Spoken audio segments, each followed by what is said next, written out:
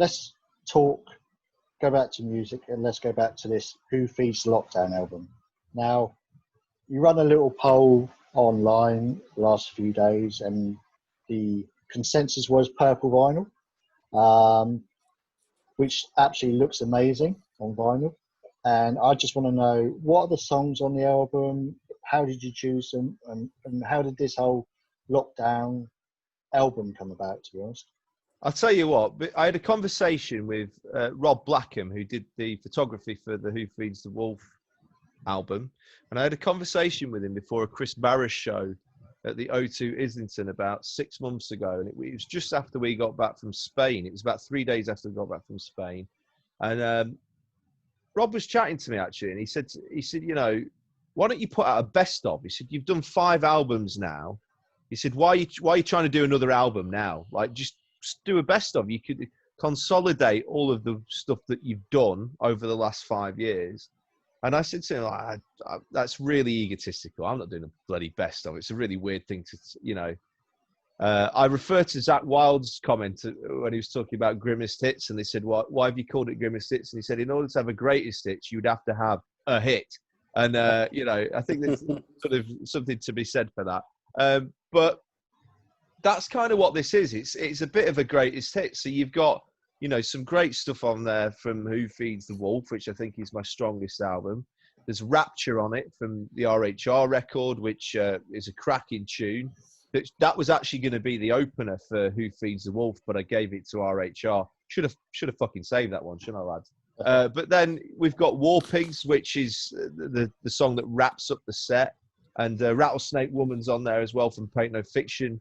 So what you've got is essentially a 10-track album that is our festival set. So the set that we would have done over this lockdown period and over summer, we had some great festivals lined up for this summer that have now been pushed back to next year. Those songs are on this record. So that's how it kind of came about. My idea about, I didn't really want to do a greatest hits because that seems really weird. And then, yeah, the set. So that's how the songs were picked, Will. That's right, you're not boring me. I just put the light on. I like the idea that it was my favourite thing that you said, Jack, is that it's the festival set. It's what we would have been playing over these summer months. And obviously what we normally do is we normally play about an hour and a half, don't we? So that's about 18 songs. But the process of putting this all together, Will, it's I wouldn't say hard, but it's been challenging. You know, like you said, we've all learned new skills over this time. And I said to you at the start, didn't I, that we learned that actually Jack shouldn't be the first one to record and the this and that. So it's taken a while to get these 10 songs together. It's actually taken a very long time. I'd say it's taken the best part of 3 weeks to a month. And even just the mixing, I've put about 12 hours of mixing in, and I am by no means a professional sound engineer. So even with my limited knowledge, it's taken me 12 hours to try and get these to all sound good or just acceptable, because then we sent them to Brazil. So you have to do some pre-production stuff. That's what I was doing. And then they go to Brazil. So it's all taken a long time to get these 10 songs done, but they sound amazing. Like, we got the first few mixes back from Brazil, and it sounds like us live, and that's what we wanted, isn't it?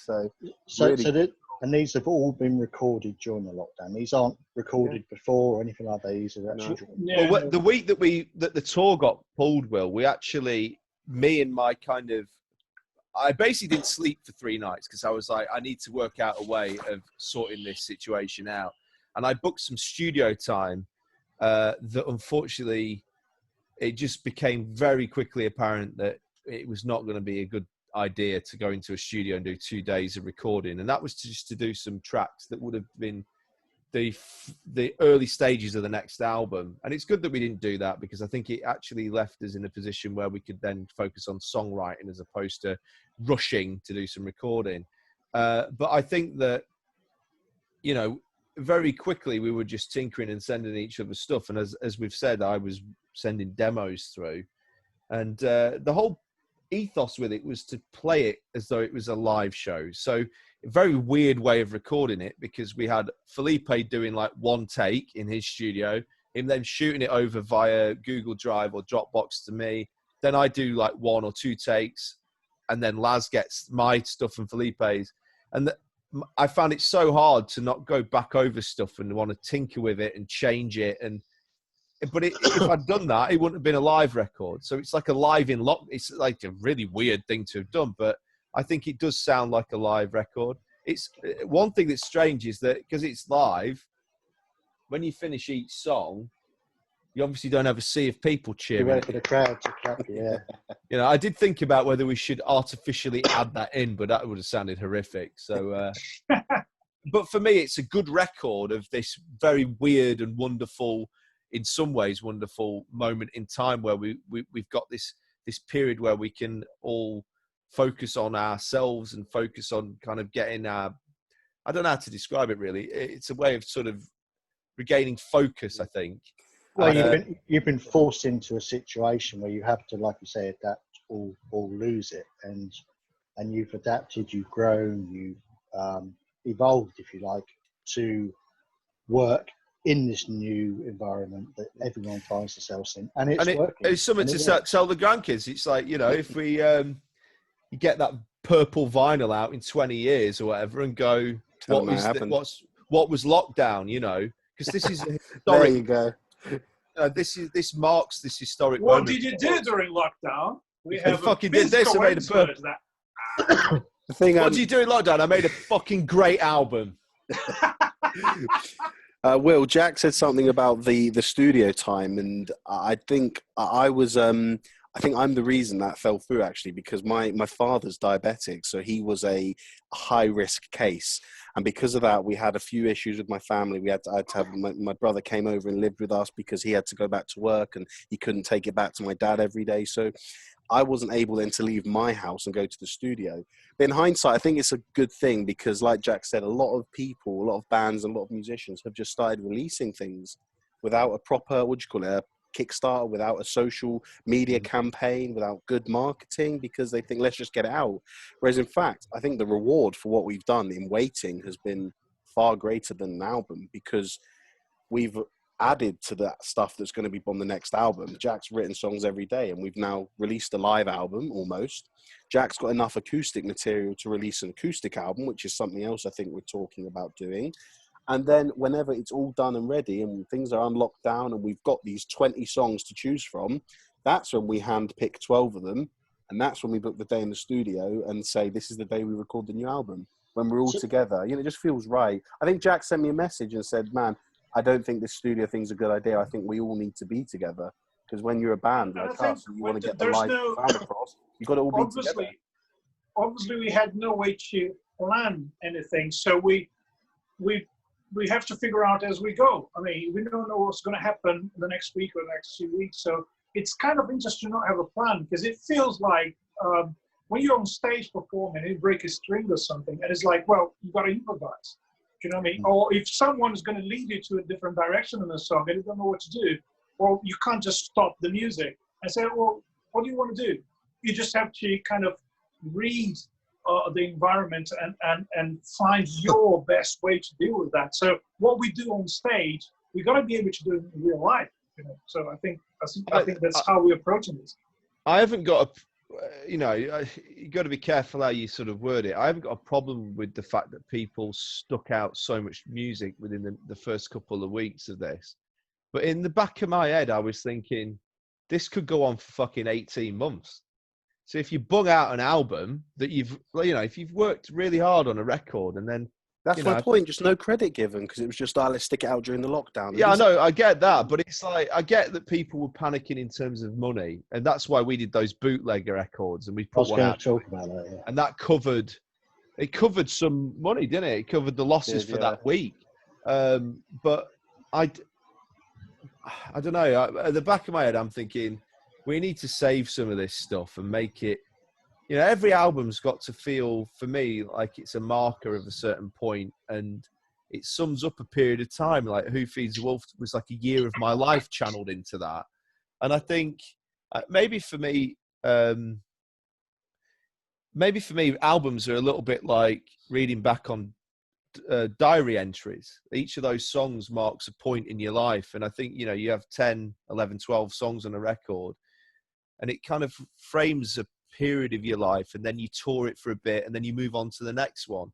And I think rush recording something and sticking it out a week into into lockdown. It just wasn't the approach I wanted to take. So Laz said it's taken 3 or 4 months. It's actually taken the whole of the lockdown period to reach this point with this record, because it started with Sleep Awake Obey, and we've basically it's taken us 2 months. Do you understand what I mean, Laz? It's not like the actual work's about 3 to 4 weeks, but it's actually a journey. And I think that when it comes out, it will be a marker of that. Yeah, and it's because it all came from that Sleep Awake Obey video, and like I get what you're saying, Jack, that the album wouldn't have come without that Sleep Awake Obey video, right? Because what we did after that is then we planned to do a few more videos like Sleep Awake Obey, and then Jack said, let's turn it into an album. So yeah, it's all everything that's happened has been so valuable. I've got a massive fucking whiteboard in my kitchen where I write all my ideas down. That's basically got like it should say the master plan on it. Jack's master plan. Pot noodle. You don't write chords on there. Pot noodle. You don't write chords on there, do you? I tell you what, I got a Deliveroo of pot noodle this afternoon. It's pretty good. I'm excited. I got some crunchy nut cornflakes as well. So tomorrow night it's going to be a right fucking party at mine. Hey. So going back to those bootleg recordings you were talking about, you obviously released one early on in the lockdown. Now, obviously that served a purpose, like you say, it funded you guys, but it wasn't a bad release either. It filled a void for people, but obviously it wasn't a full-on album like you're doing now for the Who Feeds the Lockdown. You still got another one, I think, from Leo's Red Lion as well, recorded.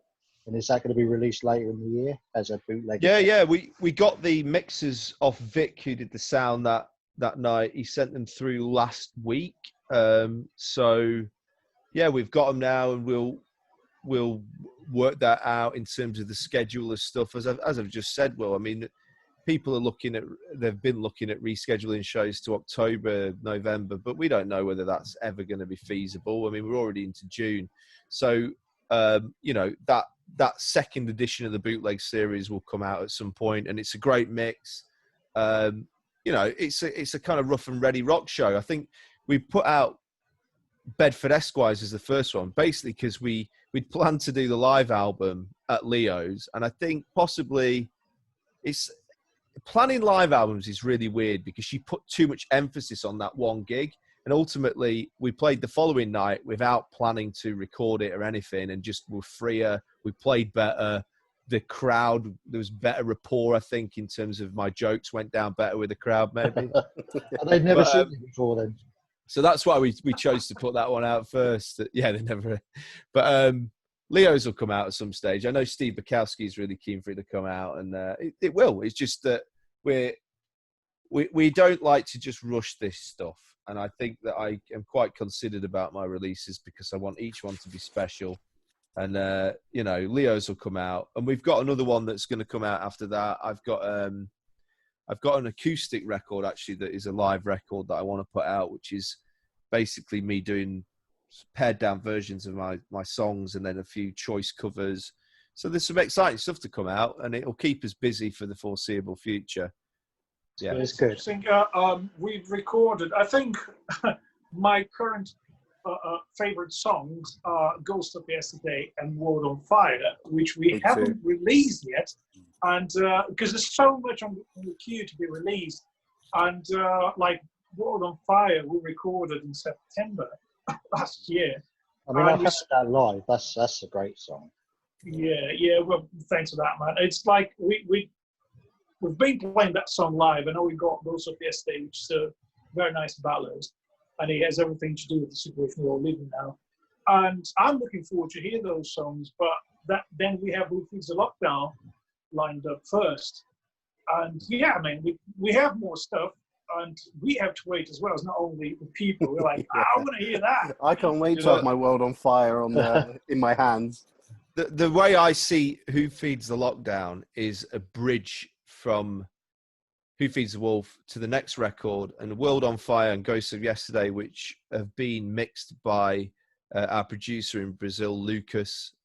They sound really great. They sound like a live band, they sound like we do as a live act. And I think that's what I've been striving to kind of get on record. And I think Who Feeds the Wolf for me is the best work I've done. And Tony Perretta, who did the production on that album, is phenomenal. He's one of my best friends. And you know, the way we've done these two songs is a slightly different approach.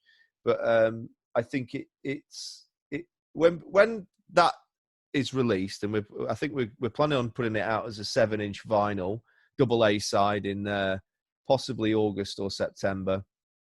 I think it'd probably be September, but you know, judging by the schedule of things. We've got a video that we shot in Brazil last year. That whole period was just amazing, touring Brazil, and it's great that we got in the studio at the end of that in Brazil. It was like ages ago. I know, but it feels like that'll be the sort of starting point for reframing towards the next album. And you know, I'd like to get back in the studio within the next sort of month or two, do the other 8 or 9 songs that will be on the next album, and do it with the guys live in a studio, as Zeppelin did it, as Sabbath did it, and then make it this sort of classic sounding record with a sort of contemporary twist, which I think is how World on Fire and Ghosts of Yesterday sound. And I think Lucas has done a good job on those tracks. I think that's the hardest thing for any band to achieve, is to capture that live sound, the live feeling and energy and everything like that. And when it happens, you know, there's very rarely does it happen. When it happens, you get that moment. And Ghosts of Yesterday, even playing when you're doing your solo acoustic live streams, there's such feeling with that song that people can relate straight away. Do you know what? I read a lot of press releases from bands, and they all say that they've tried to capture their live sound on the record, and they all just fucking lying, because it doesn't sound like that at all. They've basically just all got in and spent 3 months in a studio recording and tweaking, and it's like, that's not what you sound like live. That's a lie. And so, you know, when I say that this new live album that we're putting out, like, it's all done in one take, it's because it fucking was. And I just find it really bonkers. It's like, just fess up. When I listen to Alter Bridge, I don't go, wow, this sounds like they sound like live. It's like over the top produced. It sounds amazing. Alter Bridge don't claim that it's how they sound like live. No, it's a brilliant record. But things like Maiden live after death, Molly Hatchet live, and all those sort of things, they do capture those performances. But you're right, they haven't gone in the studio and auto-tuned and changed and done stuff. But like you say, I can't afford all that, mate. none of us are good enough producers to make those tweaks, Will. I couldn't put in my bass and change it if I wanted. I mean, with Ghosts of Yesterday, I mean, we've only obviously ever heard it Jack solo acoustic, and you say you obviously have mixes. You've got a guy in Brazil to do it. So Sounds wonderful. So you've all played your bits now. I mean, that's how we recorded it, Will. We the same thing that we've done for Who Feeds the Lockdown, we did for Ghosts of Yesterday. So Felipe sent. So yeah, the same process. Jack recorded the guitar along with the click, sent it to Felipe. Felipe did the drums. They got sent to Lucas. Jack got Felipe's drums so that he could re-record the vocals and guitars along with Felipe's drums. Sent them to Lucas. I put my bass in, sent them to Lucas. So this has literally been a song properly, not a live song, a legit song recorded in lockdown. In 3 years. And when we heard the first like pre-production versions of Ghosts of Yesterday, you can't even tell, can you? Yeah, and Jack was like, amazing. "Wow, that's how we actually sound." Because I find quite interesting that people spend so much time trying to make musicians sound like machines. That I think, why don't you just get like a drum machine, and why don't you just program the bass instead? There's nothing wrong with that, you know what I mean? Some music can be done like that. And I had some previous experiences, like studio experiences in my life, where people say, "Oh, just record this and that, and I want to fix this, I want to change that, I want to add this, I want to add that." I say, "Well, wait a minute, why are you paying me for that? Why don't you just go there and type the drums on the computer, program the drum loop, and it sounds so much better for what you want to achieve." And when we did Who Feeds the Wolf, for instance, like I was talking to Tony. Tony was like, "Why don't you get that kind of vibe? Why don't you try this and that?" So like, it's a human being like talking to another one, trying to find a solution. We go there and try things out. Some of the ideas are going to work, some of that is not going to work. So for me personally, it was a challenge to do it now, even because we don't have a producer in the room with us to kind of give that guidance and help. So it's like, you got to go there and give your best shot. But you know what, Felipe, I think we've been a band together for 2 years now, and I think actually we were on a real roll with that tour just before we went into lockdown. We were sounding great. The shows were brilliant. And we just carried that over into this recording process, that same drive, that same willingness to kind of learn from each other, learn about how to do things better, which is how we've always approached touring. It's like, whether it be down to the regimented approach to sound checks, the introduction of in-ear monitoring, all this kind of stuff, getting a guitar tech, all this, and a merch guy like Johnny Della, who's been incredible. What an addition to our team. All this stuff has just been about professionalizing this thing that we're doing.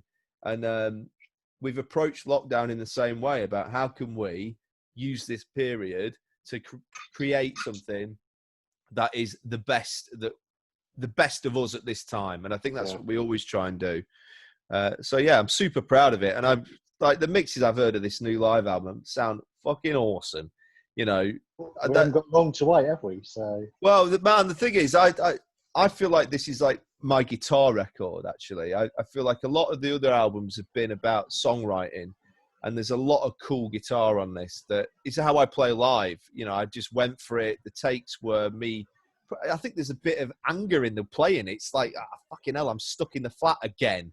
And it just comes through in the guitar approach. And I'm super proud of how it's sounding. And Warping sounds immense. I just want the purple vinyl. Well, I've got one, mate. It's not got our music on, though. Going back to your Patreon page, however you want to say it. So the album comes out June 17th, 19th, whenever. July 17th. July 17th. That's what, 2 months. We had to move it, mate, because of the Premier League coming back. Yeah, which I get. I understand that. You know, that is available through the Patreon page at the moment, but you are looking at making it available to everyone else as well at some point. I know you were talking about on social media having an announcement about that. Yeah. So that's all good. So people aren't going to miss out. No, not at all. I mean, the Patreon thing, basically, the people that sign up on Patreon, they're going to get the album first. They will get it as soon as we receive it. They'll get a signed copy, plus all the other stuff. I mean, this is the thing. It's like with Patreon, it's a big list. You get everything. They'll also get like there's going to be a special download thing that I'm going to chuck in with it as well. But it will be, of course, it'll have wider release, so people don't need to worry about that. And we've been talking to a label this week about like wider distribution. So we have to wait and see whether those discussions come to a good conclusion for everybody, and then we'll just put the announcement out that it's available through that. But yeah, it's going to be available everywhere. It's just Patreon's get it first. CD and vinyl and download. Yeah, we got it on vinyl, CD, mini disc, cassette, Betamax. They can't have 8-track. You could have like 2 8-tracks. Stone tablet. No, it's coming out on CD and vinyl and digital. Which is funny because I listen to. Oh, it's that MySpace. It's going to be on your MySpace, isn't it? MySpace, yeah. Yeah. I think it's definitely a Betamax version of the live album. Do you know what? I bought one of my mates a Betamax it's a few years ago now, actually, but not as far back as when Betamax was actually a thing. And I bought him Indiana Jones and the Temple of Doom on Betamax. He's a mate of mine called Chubbs, and his response was to go. He was like, "Oh, cheers, mate." And then he realised the format, and he was like, "You taking the piss?" I was like, "I'm clearly taking the piss. Yeah, it's a fucking Betamax, mate." But probably worth quite a lot of money now, actually. Yeah. I remember that was the first, when it came out with VHS. That didn't last very long. Betamax did it, unfortunately. Just to clarify, Laz, I'm just going to Google what Betamax is. Me and Felipe weren't around then, right? We weren't old enough for the Betamax period. Well, nor was I. Laz, on the last tour, Laz started calling me Papa Hutch, the cheeky sod. Hold on, that was This looks really weird. So this is a Betamax. It looks like a cassette player. Video player. Yeah, but it's weird. There's one here I like a microwave. had The Song Remains the Same in VHS. I remember watching it. Oh, me too, man. It had Jimmy Page as the wizard on the front, didn't it? Well, mine did. Yeah. It looks like I tell you crap, what, but it's I got great. that video for my, was it like 15th birthday? And it was the first time I came to London on a school trip from Burnley, and there was a girl who I really fancied who was on that trip. But when I was at school, I was super shy and I could never talk to girls. I was absolutely useless. That's what guitars are for. And I just was like, yeah, exactly, Laz. And I just spent the whole day wanted to chat to her, and I never plucked up the courage. And I got in, and I felt really crap. And I was like, oh, like I've had a good day in London, but I wanted to chat to this girl. And then my mum, because the next day was my birthday, she said, oh, do you want, I think she could sense that I was feeling a bit rubbish.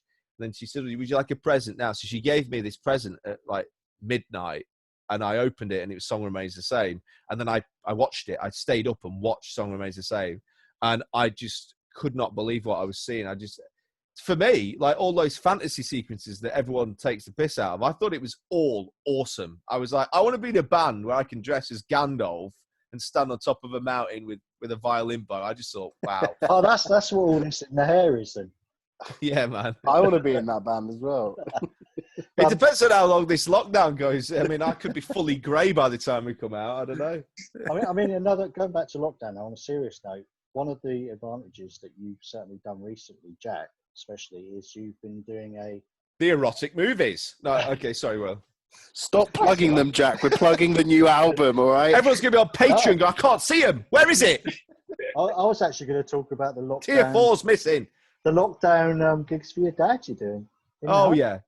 So, that seems like a really, really cool way for you guys to still connect as well. Yeah, man. It's been really special doing those. And actually, the first one I did, which was about 2 weeks ago, I've done 3 of them now. The first one, I think I struggled a bit. I just found it too emotional, really, because I'd not seen him in, 3 months? And, yeah, it was really special. And I think I've worked out the key. The first one I did, I played loads of melancholic acoustic stuff, like, Stone stuff. And, I played Angie and I played Wild Horses, whatever. But the last one, I plugged the Marshall in, I plugged the Viking V in and played with proper audio. I played Sweet Child of Mine, Welcome to the Jungle, basically Guns N' Roses' greatest hits at loud volume. And he was well into it. And it was like, the first one, he was a bit bored, I think. But this last one, I was stood up as well, performing like they do live. And he was fucking well into it. So, yeah, the next one, I think I'm going to do Black Sabbath. And then I might just work my way through Zepp. I've got to do Stairway to Heaven properly for him as well, and all that stuff. Does the rest of the home get to see it as well? Is it just an individual one-on-one? It's meant to be an individual one-to-one, but I think, I can hear him breathing in the background. So and the camera moved at one point. It was like, you're all watching, aren't you? Roger's charging everyone, isn't he? He's charging the residents a fee. Yeah, you guys will get a royalty check at some point, come from the post. John's just messaged, by the way, to say how much longer have we got? Because we've been on for quite a while now, haven't we? Oh, well, we can wrap it up whenever you want. So, listen, guys, it's been an absolute pleasure. It's great to talk to you guys again. Can't wait for the day we're back out on the road. We're doing this for real and, in a venue somewhere.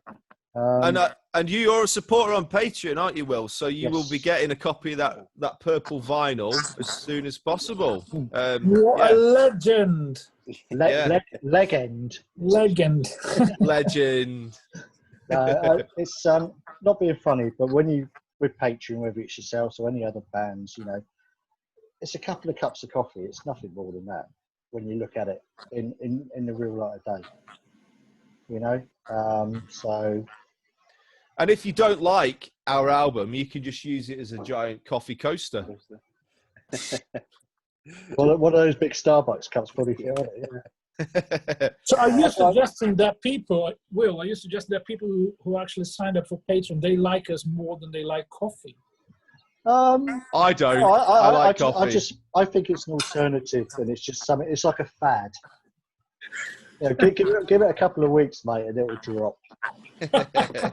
You'll be there with your hat again, begging, on the street. But I've had to sell my hat. I'm just wearing balaclavas now. I can't even afford a full balaclava. I've just got this little. It's like a big condom for my head. Oh, I was just for those movies. Yeah. Yeah. Well, what we'll do, when this gets out, I'll put the link in the bottom. I'll put the www.dodgyjack.co or whatever it is. You have to give me the proper URL for your movie extravaganza. Cool, man. So, guys, absolute pleasure. I'll see you guys down the road somewhere, I'm sure. But, for now, thanks for talking to us, and good luck with the new album, man. Everything that's going on, Patreon and everything else. Cheers, Will. Nice chatting to you, buddy. Thanks, Will. Cheers, Okay. man. Okay. Thanks, Will.